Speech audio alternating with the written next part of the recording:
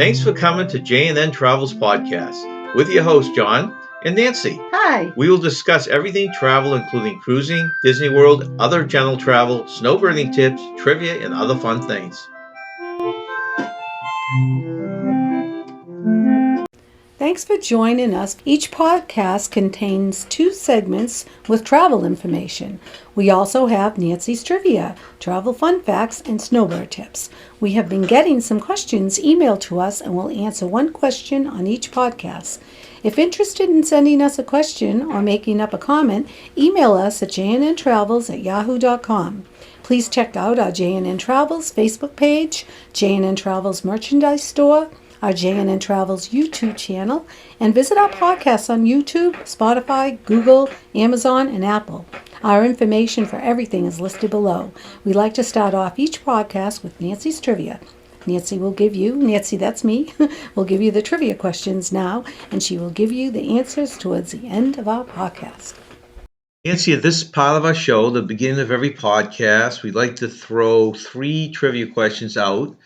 And then at the end of the show, you'll give the answers. So what are your 3 questions today, Nancy? Okay, number 1. Who provided the voice of Groot in the Guardians of the Galaxy movies? That's your favorite character, Groot, or one of your favorites. You know, I really enjoyed the Guardians of the Galaxy movies, and I absolutely love Groot and Rocket. But I've got no idea who does the voice. So I don't know that'll be either. interesting to find out the answer. Number 2. In which city is Studio 54 located? I know this because I actually went to Studio 54. And your last question? Number 3, what was the coffee shop named in the TV show Friends? What's the coffee shop name in the TV show Friends? I know that one too. So I know 2 out of 3 of them. Okay, Nancy, thank you. And at the end of the show, we'll give you the answers. Okay. For our first segment today, we're going to discuss Disney transportation. There are many forms of transportation. We have our favorites. The great thing about Disney transportation is all the transportation is included in your price, and it's even included if you're just a visitor. We have gone to the resorts many times for resort hopping. Oh, yeah, that's fun. Or to walk around the grounds or anything like that, or even watch the fireworks. Yeah. And it doesn't cost any additional fee, and we're allowed, I mean, no one stops you from using the transportation to get from one point to the other point, especially if you're going to do a nice little monorail twirl. Yeah. But we're going to talk about the general transportation at Disney. The number one form of transportation that goes to all the resorts, Disney Springs, water parks, and everything on Disney property are the buses. Mm-hmm. Buses are not my favorite. No. I don't think we've ridden a bus in over 30 years on the property, right? Yeah, it was a long time ago. We always look for an alternate type of transportation. Not just because of our lack of love for the buses, but also they can be fun. In fact, we'll spend a day and just ride the transportation. It's almost like doing an attraction in the park. Oh, yeah, the boat ride's lovely. I mean, I love riding that boat. Well, if you start with the buses, okay, sometimes you have to do the buses, especially if you're on Disney property. Yeah. If you're on one of the resorts, and there's no monorail or any other connection to it, you're going to have to take the bus. So that's a given. If you have alternates, then our favorites are probably, the monorail we both love. Yeah, I like the monorail. They also have the new gondolas, the Skyliners, I think they're called. Those are a lot of fun. That's like an old, like a gondola you would take at a ski lift. Yeah. It takes you high off the ground. You get a great view. It's also a nice, pleasant ride. So we'll do that. And they're beautifully decorated, of course. Right. Everyone has a scene or characters from Disney, so they're all pretty cool. Yeah, they are. And there's the boats. There's several different kinds of boats. Yeah, I enjoy the boat rides a lot because I don't very rarely go on a boat, so it's fun for me. So let's break down from the resort point of view, okay? So you can start off with the All-Stars. All-Stars have one form of transportation. That's the buses. So if you're at an All-Star resort, which is their value resort, count on taking the buses. Yeah. If you're at the Pop Century resorts, which is the next level up, they have access to the gondolas. Yeah.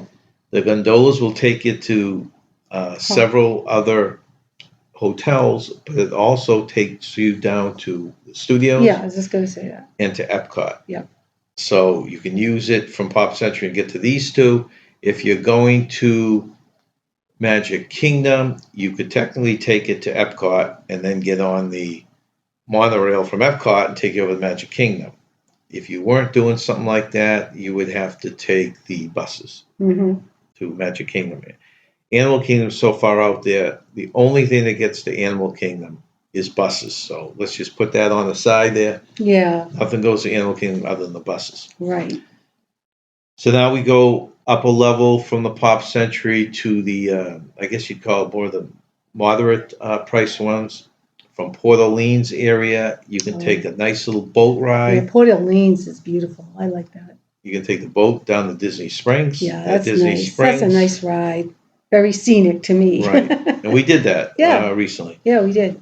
So you could take the boat down to Disney Springs, but at Disney Springs you would have to then swap off with a bus. And you could take a bus from Port Orleans area too. The Caribbean Beach Resort, which I think is also moderate, they have a stop for the gondola. So you can actually jump on the gondola there. So like I said, that will take you to other resorts or the studios or Epcot. Yeah, I recommend if you haven't done the Skyline is to do it. It's a fun ride in itself. We do that with the family. We sometimes go there when the kids are down or something. We do it on our own too. Yeah, we do. And just do it. We haven't done it yet this trip, This but we year plan we on haven't doing done it, but we will. But yeah.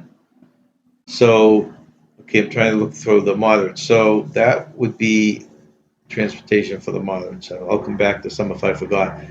Now, when you get to the higher class hotels, those are basically the Grand Floridian, the Polynesian. Beautiful Grand Floridian. Contemporary. Polynesian's gorgeous too. Those all have access to the monorail. Monorail goes right through the resort. They have monorail stops. You get the monorail, it will take you to Magic Kingdom. They also have access, all of them have boat docks, which will then take you over to Fort Wilderness, or it takes you across to the Magic Kingdom. The monorail has a spot where you can get off and switch monorails, and it will take you over to Epcot. And like I said, technically, you can walk from Epcot over the studio. So you could cover 3 out of 4. Oh yeah, if you're at Epcot, you can walk over to studios. The studios or boardwalk. Well, through the boardwalk. Through the boardwalk, right. Because both, if you look at the boardwalk resort, on one end is Epcot, and the other end is studio. Yeah. So that's nice access. Of course, buses are needed to go to Animal Kingdom on that one. There's also one of the top resorts, which is Wilderness Lodge, which is on the lake. Nice. Does not have access to the monorail. No. They have a boat. Yep. Just a boat dock. The boat dock will take you to the Magic Kingdom, and of course, at that point, you can jump on the monorail to take you to a spot where you swap off and get on the monorail to Epcot. So it has the same access, but one more stop, one more thing, because you have to take the boat to get to the monorail. Those are the most. Let's see, the Wilderness Lodge, not the Wilderness Campground. Fort Wilderness. Fort Wilderness, right? Fort Wilderness Campground has bus access at one end of it. You can also, they have a boat dock. That's where they show the Hoop-de-Doo show too. If you go into that, you'll either have to park in the parking lot and you can get a bus to shuttle you in because the Pioneer Hall is on the water. So they'll have to drive you through the campground. Or you can do like we did, park at the Polynesian and take, I think we took the boat directly. We did.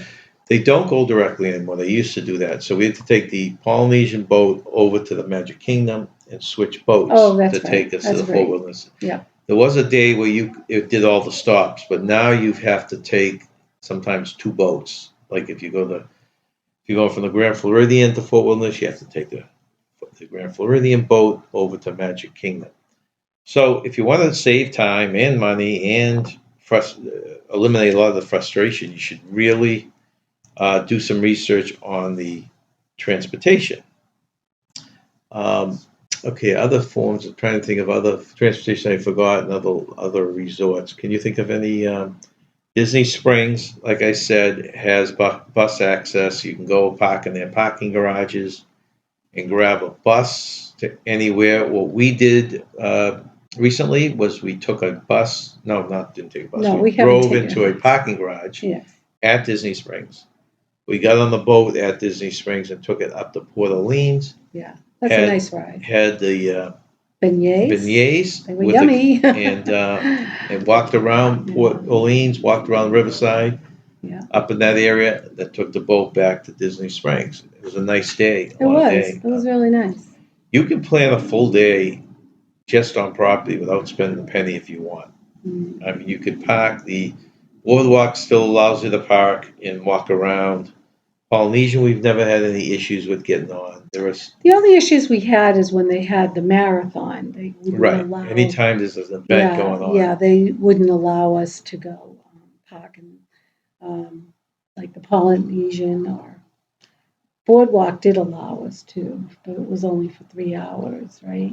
Is that how? Did I remember that? Well, correctly? that day, but we haven't had problems at the Boardwalk or Polynesian.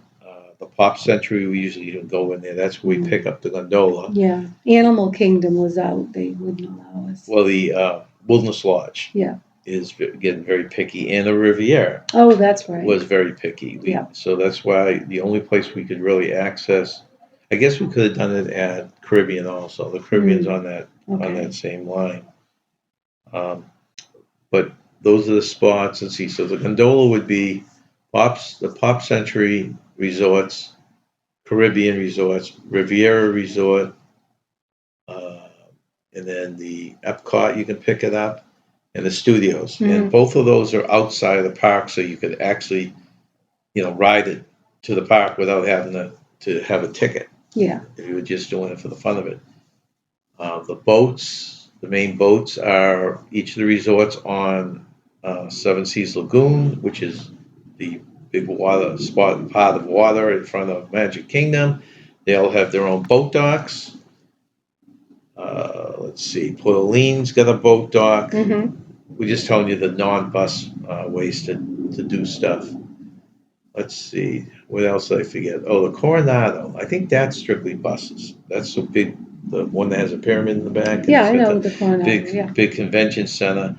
I think you need to do buses for that. There's no other form of transportation in the All-Star Sports. There's no other form of transportation other than the buses. Let's see, did I leave out any resorts here, Nancy? I don't think so. Can't think of any either. So that's a rough lineup of the transportation you can take. Everything is accessible by bus, but if you don't want to take bus, there are ways to get around most places. Hey, they want you in those parks spending that money. That's right. So they're going to find a way to get you in there.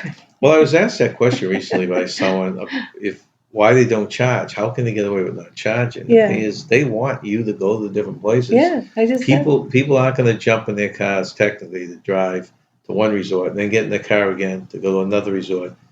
I can imagine when someone goes on around the monorail and they stop at the different resorts, they probably get a cup of coffee here, a souvenir there, maybe lunch. A Dole Whip at Polynesian. Those are great. Well, and that's one of our favorite things. We'll drive in, park at the Polynesian, have a Dole Whip if it's a hot day, then walk around. We always walk around the Polynesian. And then the other day we walked the Polynesian, if you don't know, is right next to the ticket center for Magic Kingdom. So you technically could just walk over there. I don't know if a lot of people don't realize it. Yeah. And then we get on the monorail, do our little monorail spin. Now they've built a bridge on, in the past you couldn't walk from Magic Kingdom to Grand Floridian. There was a waterway going through. But since they removed the bricks there and they built the bridge, you can literally walk from the Magic Kingdom to Grand Floridian around the lake. Yeah. And I was told that putting a whole different new addition on the Polynesian. So when that's done, you could keep walking. So you technically could walk from Magic Kingdom to the Polynesian to the Grand Floridian to the Polynesian to the ticket center. And I don't think there's a way to walk from there to Contemporary. No, I don't believe so. But going around the other side of the lake, you can walk from Magic Kingdom to Contemporary with no problem, which we've done. Sometimes our resort hopping is on foot, and sometimes it's on monorail, and sometimes it's on boat. And it's funny. It's fun because last year we were here for Easter, and we went over to the Grand Floridian and saw the beautiful decorated Easter eggs. And we hope to do that again this year. Yeah, they do make it easy. Yeah, so they make it easy, and that was free. I mean, that was all free, and you can buy, they have Easter candy that you can buy, a whole package of Easter candy that they were selling, but Well, like other than that, it's free, really, unless you want to buy Easter candy. Nancy said, sometimes you don't even know. There were no signs. There There were was no no signs, advertisement. no. We saw one little sign when we were just Just walking resort around, hopping. and that they were doing this. It was actually in the Polynesian that they were doing in the Grand Floridian. So we went over there to look at it. Oh, it was beautiful, too. I was glad we didn't miss out on that. I enjoyed seeing those beautiful Easter eggs. They were awesome. Well, one of the best times, we like to go down early for our snowbirding because the best thing is resort hopping with all the Christmas decorations. Yeah, we really enjoyed seeing Magic Kingdom decked out for Christmas. So that was a nice surprise that it was still decorated, because I think we went there on New Year's Day, right? I Yeah. believe so, and they still had the decorations up. Well, it was up actually a week longer this year because Oh, that's usually it right. comes down by New Year's Day, and that's why we try and get there right at the end of December. But this year they were up a good week or two That's past that. right. That's right. And this is our first opportunity to actually go in the parks and see all the Yeah, I like decorations seeing that. also. It was really cool. And inside the parks, they have their own form of transportation. So that's our overview. If you have questions or you want to make a comment on your favorite transportation, please put it below in the comments. Thank you for joining. Thank you. Nancy, 1 week from today is Easter. So next Sunday is Easter. So what interesting facts do you have for us today? I have Easter facts. Sounds good. Number 1, the largest chocolate egg was over 34 feet tall. According to the Guinness World Book of Records, this massive chocolate candy was produced in Italy in 2011. Italian chocolate, that sounds good. Yeah. Number 2, ham is the staple Easter recipe for a reason. Before we had refrigerators, people would cure ham during the winter months, and when the ham thawed out by springtime, it made sense to use it as an Easter meal centerpiece. I always wondered why we have ham for Easter.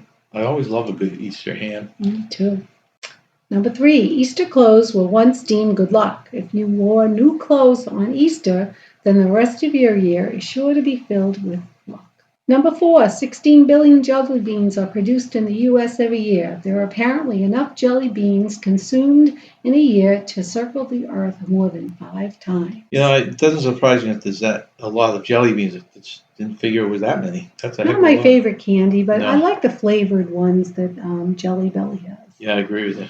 Number 5, making peeps used to take more than a day. It used to take a whopping 27 hours to make a single peep. Wow. Okay, number 6, some years Easter beats out Halloween for most candies sold. Interesting. Would never have guessed that. Nope. Number 7, it's typical to eat the ears of a chocolate bunny first. Over 79% of people eat the ears on a chocolate bunny first. Do you? Probably, yeah. No, I guess Makes it would. sense. You're But holding it makes it. sense. You're holding the big Right. side of the bunny and Right. biting the little side, Right, right? if you So bite it's- the butt first, it's all going to crumble. Right. Or you're not going to have something to hold on because your ears are fragile. They'll Right. probably snap off. Right. Thank you, Nance. You're welcome. Follow John and Nancy from J&N Travels as they snowbird in Florida for the winter months. We were accumulating quite a bill when we left our DirecTV unwatched at home during our snowbirding. We have DirecTV in our home.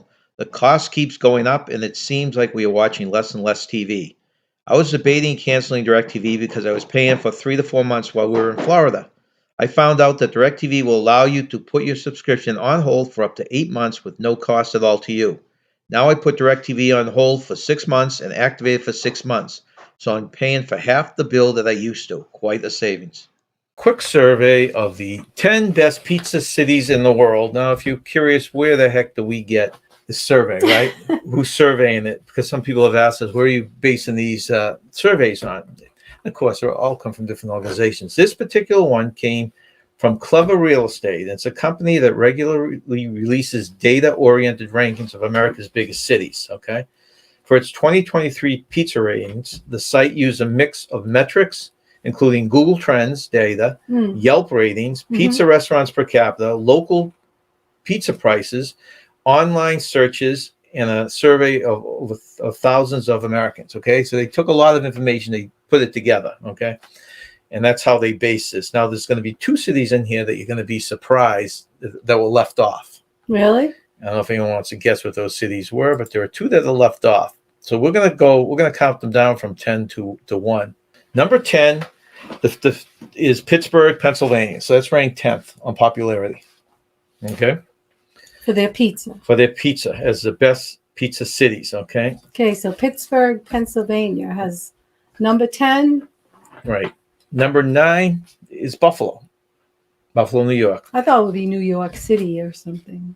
No. They have chicken wings in Buffalo. That's Maybe right. they put it on their pizza. Buffalo wings, right? Yeah, buffalo wings. That's right. Number 8 is Miami, Florida. I don't expect them to be in the top 10 anyway. So you 8 don't think is Miami, yeah, Florida? Miami. Well, the big cities. Yeah. Big cities, and they have people come there. Number 7 is Denver, Colorado. Number 6 is San Diego, California. I didn't have pizza when I was in San Diego. Number 5 for the most popular is Philadelphia, Pennsylvania. Now, for the last 4, I'm going to... Wait a minute. What was number 10? 10 was Pittsburgh. Pittsburgh. Okay, and this is Philadelphia. Philadelphia's 5. Okay, now for the last 4, I'm going to give you just a little description, little notes I jotted down. Okay, so number 4 is Phoenix, Arizona. Oh, Phoenix climbed all the way to number 4 on this Billy, year's get list. your pizza if you're in Phoenix. That's right. Make sure you get a pizza. So they were ranked 42nd last year. They jumped to 4th this year. What'd they do different? They added a couple new metrics. Oh. The Yelp ratings and the pizza reputation survey. So those 2 were very high for Phoenix. So it brought them from 42nd up to 4. Pretty good. Number 3. Boston, Massachusetts. All I right. was wondering if Boston. Dan, did you get a was gonna pizza when be you were in on there. Boston? I was wondering if Boston, because we liked pizza in Boston. We went to a few places, and we always liked their pizza. Regina Pizza, isn't that one of the best ones? Billy's number 2.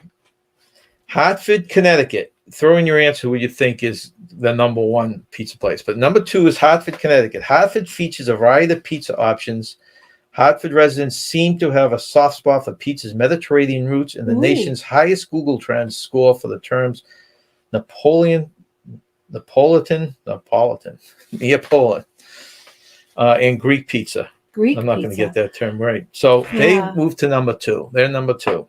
We had the number 1. Before I tell you that, I'll tell you 2 that are exempt from that most people think should Chicago. be Chicago. And Danny said, gets them up here. Chicago and New York City. Yes, that's what I was going to say. New York City. New York City was thrown out because their prices were so high on their pizzas. A pepperoni pizza, average pepperoni pizza costs $35. Oh, that's ridiculous. Yeah. So they should have that skewed it so bad that they went right off the list. I was going to ask you when you were talking about that. Are they talking about price too? That's one of the factors in it. Now, I can't remember what the reason that Chicago got taken off. Deep dish pizza, maybe people. But those 2 are taken off, which most people expected. Yeah. So the number 1. Yeah. Okay, so the number 1 is you want to guess real quickly? Number 1. City for pizza, the most popular. Popular for pizza. It's in the United States. Yes. Let me think. Give me a second. Thinking of different cities. All right. The number 1 pizza is Detroit, Michigan. I thought I saw Danny threw that out there too at some point.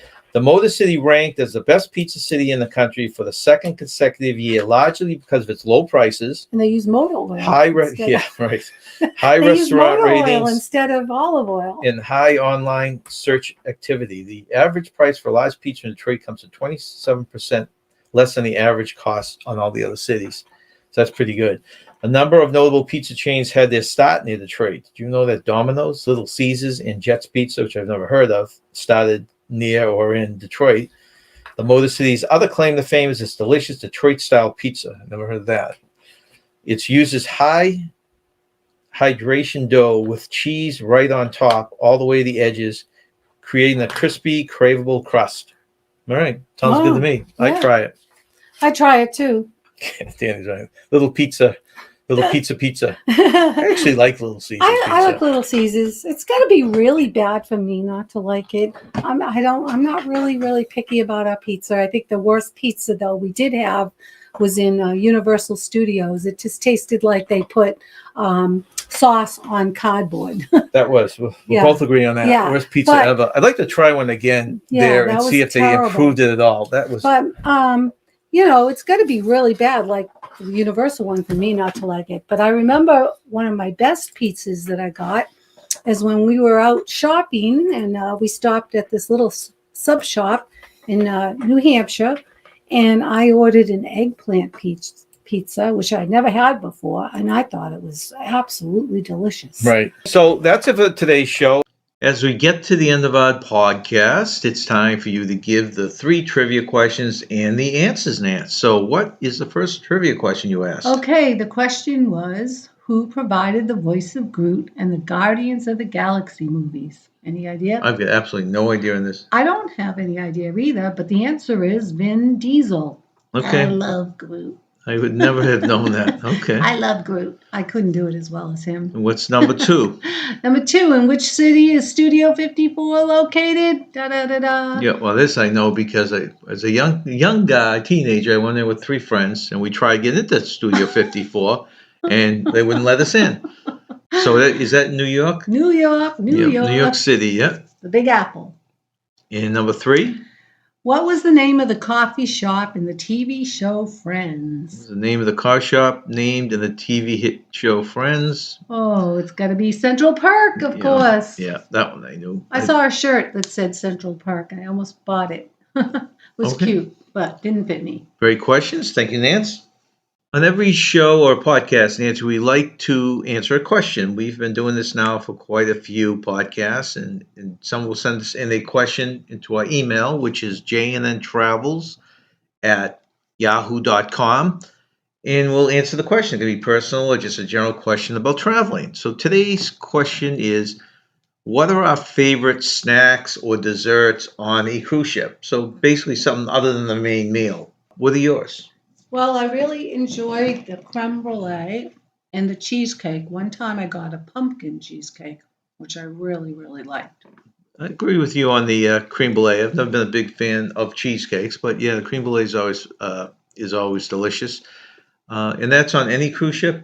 Mhm. Cream cheese. I mean, in my case, the snack would be by far the chicken wings that you get on NCL. I love that as a snack or a meal or a side dish or whatever, and that's definitely my favorite. I do like the creme brulee if I was going with a dessert.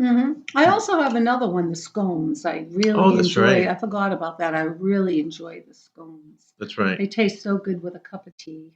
So I would have my wings with my creme brulee, and you'd have your scones with your cheesecake, Yeah. I guess.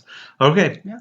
So those are our quick hit snack / desserts. That's right. Thank you, Nance.